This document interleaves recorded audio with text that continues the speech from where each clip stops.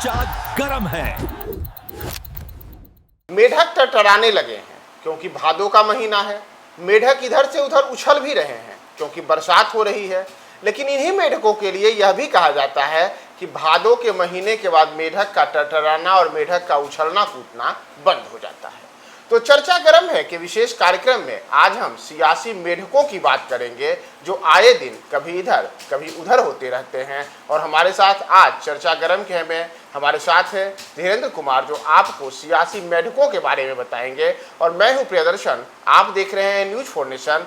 तो हम सियासी मेढकों के उछलने टरटराने पर आए उसके पहले आपको कुछ सियासी मेढकों के बारे में बता देते हैं। जैसे हाल फिलहाल के अगर कुछ महीनों पर आप गौर करें तो तमाम राजनीतिक दल, चाहे बिहार में भारतीय जनता पार्टी हो, राष्ट्रीय जनता दल हो, जदयू हो, लोजपा रामविलास हो, कांग्रेस हो या फिर आप किसी भी राजनीतिक दल का नाम दे दें, उनके नेता इधर से इधर पाला बदलते रहे हैं। कुछ जातीय तौर पर अपने आप को जातीय नेता के तौर पर पेश करते हैं, तो कोई बाहुबली के तौर पर खुद को पेश करके आता है, तो कोई वोट ट्रांसफर कराने वाला नेता के तौर पर अपनी छवि बताकर आते हैं। तो आखिर ये जो मेढकों का टरटराना है और भादों के महीने के बाद मेढकों के टरटराने और उछलने कूदने के बंद हो जाने की बातें कही जाती हैं। तो चर्चा गरम में है मैं धीरेन्द्र, आप यह बताइए कि ये सियासी मेढक हैं कौन और इनका प्रभाव कितना होता है। देखिए, जब बात मेढक से चली है तो थोड़ा सा मैं इसको और आगे बढ़ाऊं कि जिन मेढकों की चर्चा आप कर रहे हैं, इलेक्शन होने के बाद इनको घोड़ा लोग बोलते हैं, हॉर्स ट्रेडिंग एक टर्म आ जाता है। तो आज जो मेढक है, चुनाव के पहले जो उछल कूद मचा रहे हैं, जिनको मेढक कह रहे हैं हमारे मित्र, वैसे ही नेता चुनाव के बाद अगर जो उछल कूद मचाएंगे तो थोड़ा सा प्रमोट हो जाते हैं और घोड़ा माने जाते हैं। खैर, हम लोग इस बात पे आ रहे थे कि भादों का महीना है और मेढक टरटराने लगे हैं। आपने कहा कि भादों के बाद मेढक नहीं टरटराते। घाघ के एक लोक कवि हुए, उनके बारे में कहा जाता है उनकी कई चीजें बिल्कुल बहुत बड़े किसान कृषि से जनित उनकी कविताएं रहती हैं। तो घाघ नहीं कहा है कि भादों के महीने के बाद मेढक नहीं टरटराते, लेकिन घाघ ने कृषि आधारित चर्चा की है। ये राजनीतिक आधारित चर्चा है और कलयुग है। यहाँ पर मेढक जब तक चुनाव खत्म न हो जाए तब तक टरटराएंगे और मेढक चुनाव खत्म होने के बाद ये घोड़ा बन के उछल कूद मचाएंगे। लेकिन जो विषय हम लोगों का है उस पर हम आ रहे हैं। जैसे आपने चर्चा की, हमारी खबर की प्राथमिकता यहाँ पर आके तय हो रही है कि हाल के दिनों में भाजपा में कुछ नेताओं की एंट्री हुई है। ये कोई बड़ी अनहोनी नहीं है, लेकिन अनहोनी इस मामले में है कि जिनकी पहचान एंटी भाजपा के तौर पर थी, जो कल तक भाजपा को पानी पी पी कर कोसते थे, वो आज भाजपा को प्यारे हो गए और भाजपा भी उनके लिए प्यारी हो गई। अब महत्वपूर्ण है, जैसे आनंद मिश्रा, ये आसाम में आईपीएस थे, अच्छी खासी नौकरी छोड़कर लोकसभा चुनाव के पहले ही बिहार में सक्रिय हो गए। उस समय भी चर्चा थी कि इनको लोकसभा का टिकट दिया जाएगा बक्सर से। बक्सर में खूब सक्रिय रहे, लेकिन ऐन मौके पर राजनीति ने लंगड़ी मार दी और ये बक्सर में लड़खड़ा गए। हालांकि पब्लिक से जो इनका कमिटमेंट था वो कमिटमेंट इन्होंने पूरा रखा। निर्दलीय मैदान में उतर आए, वोट लाए और एक सम्मानजनक वोट लाए। लेकिन इतनी सफर तय करने के बाद इनको अंदाजा हो गया कि निर्दलीय चुनाव तो लड़ा जा सकता है, राजनीति नहीं की जा सकती है। जुड़ गए जन सुराज के साथ है। जन सुराज में जैसे ही ये जुड़ते हैं, लोगों के बीच में बड़ी पॉजिटिव मरमरी शुरू होती है। चूंकि प्रशांत किशोर को भी बतौर इंटेलेक्चुअल लोग कंसीडर कर रहे हैं, आनंद मिश्रा आईपीएस की नौकरी छोड़कर आए, लोगों को लगा कि इनकी जुगलबंदी जो है वो बेहतर रहेगी। लेकिन जुगलबंदी बेहतर रह सकती है, महत्वाकांक्षा आड़े आ जाती है। बिल्कुल। प्रशांत किशोर की पार्टी में ये आगे बढ़ते हैं, लेकिन वहां भी राजनीति इनको लंगड़ी मार देती है और वहां से भी ये लड़खड़ा जाते हैं। आज की तारीख में ये भाजपा में शामिल हो गए। उन्हीं के साथ भाजपा में एक और नेता शामिल हुए। अच्छा। नाम है आशुतोष कुमार। इनकी पहचान राजनीतिक नेता के तौर पर कम और जातिगत नेता के तौर पर ज्यादा होगी। इन्होंने जो अपनी इमेज कायम की वो भूमिहार अस्मिता और भूमिहारों के मान सम्मान के लिए एक सामाजिक योद्धा या ये कहिए कि पॉलिटिकल योद्धा के तौर पर इन्होंने अपनी पहचान स्टैब्लिश की। एक जमाना था जब ये मांग करते थे कि 20% आरक्षण भूमिहारों को दिया जाए, लेकिन और आरक्षण न मिल रहा है उसके लिए दोषी ये मानते थे बीजेपी को। आज बीजेपी के लिए ये प्रिय हो गए और बीजेपी में इन्होंने एंट्री दे दी है। बीजेपी के लिए अब ये तारीफ किस मुंह से करेंगे जो कल तक बीजेपी को गाली दिया करते थे, जो कल तक अपनी और अपनी जाति की दुर्दशा के लिए बीजेपी को जिम्मेदार माना करते थे, जो कहते थे कि हमारी जाति ने बीजेपी की बंधुआ मजदूरी स्वीकार कर ली है इसलिए हमारी जाति की दुर्दशा ऐसी बनी हुई है, वो आज उसी बीजेपी के मंच पर बैठे हुए हैं और बीजेपी की शोभा बढ़ा रहे हैं। क्या कहिए? बिल्कुल बिल्कुल यही सही बात है, क्योंकि उनके कई आप पुराने बयान देखें, जैसे जब कुर्हनी में विधानसभा का उपचुनाव हुआ था तब मुजफ्फरपुर के उस इलाके में इन्होंने भूमिहारों को एकजुट करने के लिए कई किस्म के प्रयोग किए थे। दही चूड़ा जैसा सिगुफा भी छोड़ा था, यानी कि राष्ट्रीय जनता दल के साथ सहयोग करने की बातें। और उसके बाद जब वहाँ पर अपेक्षित सफलता नहीं मिली तब ऐसे भी बयान आए थे कि इन्होंने भूमिहार समाज को ही इसके लिए दोषी ठहराया था। इतना ही नहीं, इन्होंने अपनी पत्नी को भी विधानसभा लोकसभा के चुनाव में खुद और पत्नी के सहारे किस्मत आजमाई, लेकिन कहीं भी सफलता नहीं मिली। यानी कि जिन भूमिहारों ने आशुतोष को सिरे से नकार दिया वो आशुतोष अब भारतीय जनता पार्टी के लिए प्यारे हुए थे। नहीं, इसमें एक चीज और मैं देख रहा हूं, सिरे से नकार दिया ये मतलब पूरा स्वीकार्य नहीं हो सकता है।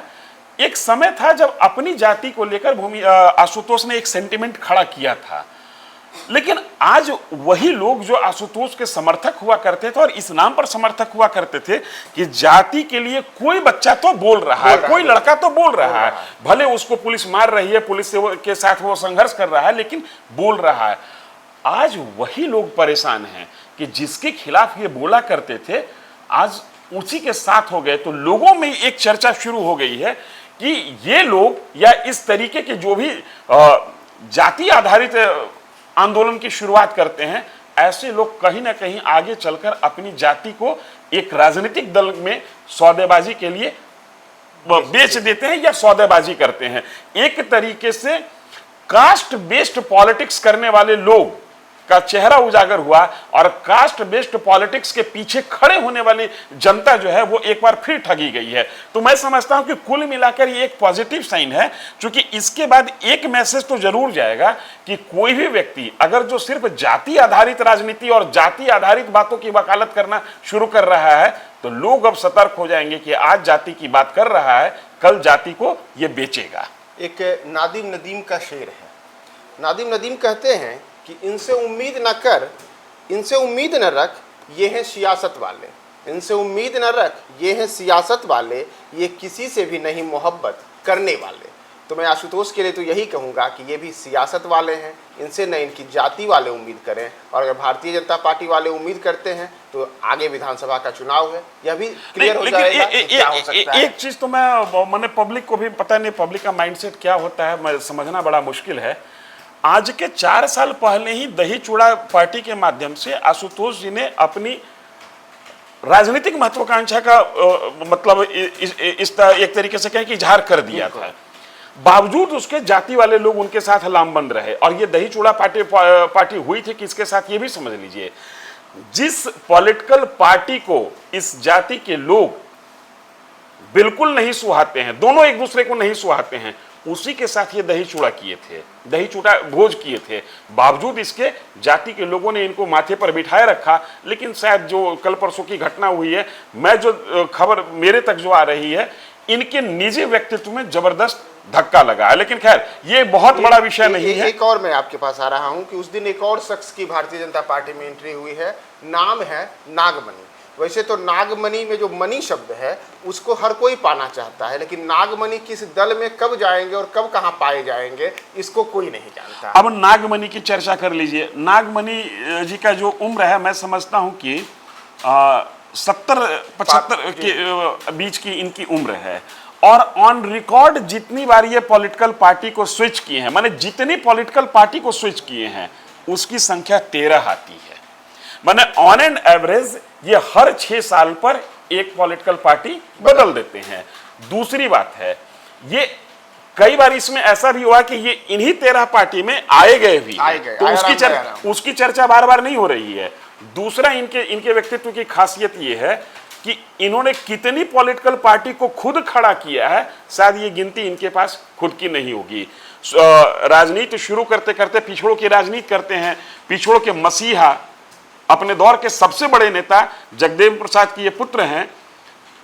बीजेपी से एक बार ये मंत्री भी रह चुके हैं केंद्र में, शायद 2003 से लेकर 2004 तक के लिए स्टेट मिनिस्टर का पोर्टफोलियो था इनके पास। सामाजिक न्याय अधिकारिता मंत्रालय इसी तरीके का कुछ मंत्रालय था, राज्य मंत्री हुआ करते थे। इनकी पत्नी भी बिहार सरकार में मंत्री रही हैं, ये भी बिहार सरकार में मंत्री रहे हैं, लेकिन उसके बाद कभी राजद, कभी लोजपा, कभी उपेंद्र कुशवाहा, कभी निजी पार्टी। लेकिन ये तमाम उछल कूद करने के बाद एक बार फिर नागमणि भाजपा के लिए मनी होने जा रहे हैं, भाजपा के मनी बन रहे हैं। भाजपा ने बतौर मनी उन्हें स्वीकार किया। मनी मतलब मैं आपको रोकूंगा, क्या ऐसे नेताओं को लेकर के, चाहे नागमणि हो, आशुतोष हो या फिर अन्य आनंद मिश्रा हो, क्या इनसे आने के कारण वास्तव में इनकी जाति के नेता भी अपने नेताओं के साथ उस दल का समर्थन करते हैं? मुझे ऐसा नहीं, क्योंकि राजनीति तो दलीय ही करते हैं, जाति यही करते हैं। जब तक कि कोई भी व्यक्ति जाति की बात करता रहता है तब तक लोग उनके साथ होते हैं, लेकिन जैसे ही उस व्यक्ति की पहचान किसी पॉलिटिकल पार्टी के साथ हो जाती है तो आम जनता फिर उस पॉलिटिकल पार्टी के आइडियोलॉजी के हिसाब से उस व्यक्ति को स्वीकार करता है या अस्वीकार करता है। जैसे फॉर एग्जाम्पल मैं आपको बता रहा हूं, लोकसभा चुनाव बीता, बिल्कुल भाजपा में पिछड़ों के, मैं नाम भी नहीं लूंगा, जाति की भी चर्चा नहीं करूंगा, लेकिन भाजपा में पिछड़ों के दिग्गज, पिछड़ी जाति के दिग्गजों की एक फौज खड़ी की। नतीजा क्या रहा? उन जातियों का वोट पार्टी को ट्रांसफर नहीं हुआ। इसका मतलब यह है कि उस जाति का जो नेता है वो अपनी जाति के बीच में लोकप्रिय जरूर है, लेकिन वो लोकप्रियता वोट में तब्दील नहीं हो पा रहा है। फिर भी एक नशा है, एक रवायत है कि फला व्यक्ति हमारे साथ आ जाएगा तो उस जाति की वोट भी हमारे साथ चली जाएगी। बार बार मतदाता अपना रुझान बता रहा है कि मुझे इन जाति आधारित नेताओं के साथ राजनीति में कोई रुचि नहीं है। फिर भी राजनीति है। इसे और आगे बढ़ाते हैं, ये केवल भारतीय जनता पार्टी के साथ स्थिति नहीं है, तमाम राजनीतिक दलों के साथ है। जैसे उदाहरण के तौर पर हम राष्ट्रीय जनता दल को ही ले लें। पिछले दिनों ही बेगूसराय इलाके के बाहुबली नेता बोगो सिंह ने राष्ट्रीय जनता दल का लालटेन थामा है। बोगो सिंह का इतिहास भूगोल आप टटोलेंगे तो कई किस्म का रहा है। उनके ऊपर कई आरोप रहे हैं, गंभीर आरोप रहे हैं। आजकल ठेकेदारी और सामाजिक कार्य करते हुए राजनीति भी करते हैं।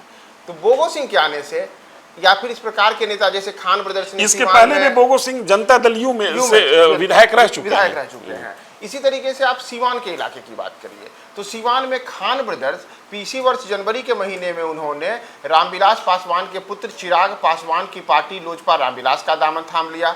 जबकि खान ब्रदर्स के ऊपर भी हत्या, अपहरण, रंगदारी और अन्य प्रकार के जितने भी अपराध होते हैं, करीब करीब तमाम अपराध के मामले उनके खिलाफ थानों में दर्ज हैं। ट्रिपल मर्डर के कांड में तो उनके भाई की गिरफ्तारी भी हुई थी, जो रईस खान है उनकी गिरफ्तारी हुई थी।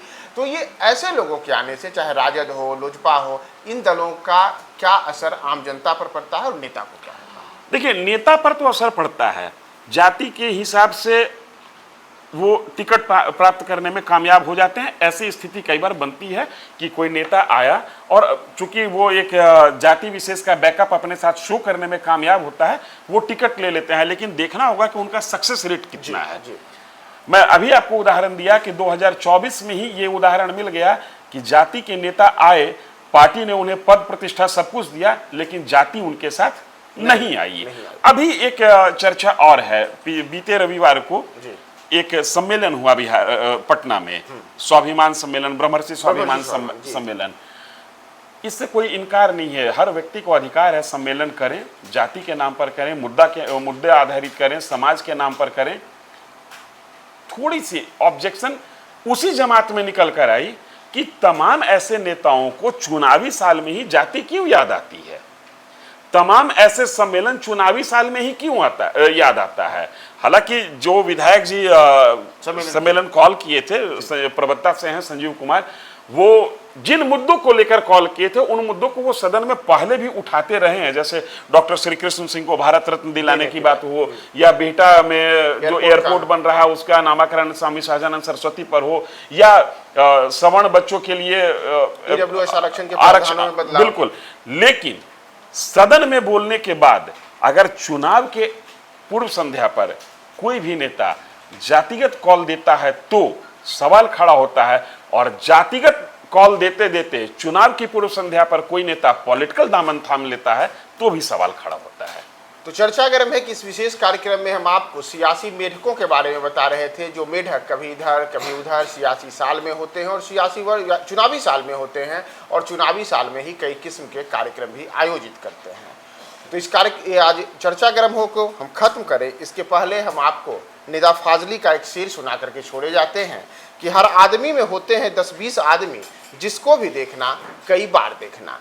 तो चुनावी साल है, आप आज प्रियदर्शन जी बिल्कुल शेरो शायरी के मूड में है, वो भी सुना दीजिए। एक चेहरे पर कई चेहरे लगा लेते हैं लोग। तो चुनावी साल है, आप भी एक चेहरे पे कई चेहरे लगाने वाले लोगों को देखें, सतर्क रहें और उसके बाद समझ बूझ करके वोट करें। देखते रहें न्यूज़ 4।